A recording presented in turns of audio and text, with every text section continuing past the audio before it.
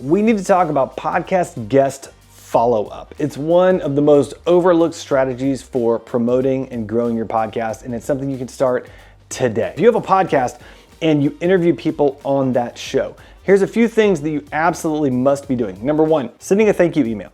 Thank them for being on your show, just for showing up and sharing their knowledge. It builds the relationship. It's so important. Number two, make sure they know when the show is going to be published. So either automate this process or manually do it, but make sure they know exactly the day it's going to be published, and they have the link to the show, and they know how to promote the episode, because the best thing they can ever do for you is promote your podcast on their social channels.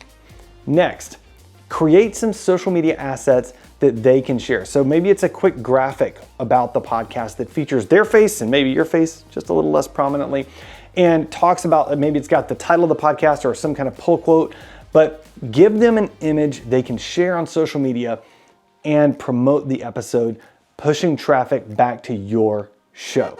Okay, again, so important. Give them a pull quote graphic, give them sample text that they can place and talk about it. Make sure to ask them to tag you, to tag your company, to tag your podcast, to tag whatever they can in social media when they post about the episode that you've invited them to be on. And last, when it goes live, follow up. Post on your social media and tag them. Email them that day and ask them to post on their social media again. I mean, the best way to do it is thank you email letting them know when it's gonna go live, and an email the day that it goes live asking them to promote it with additional promotional materials and copy written and everything else so that it's ready to go.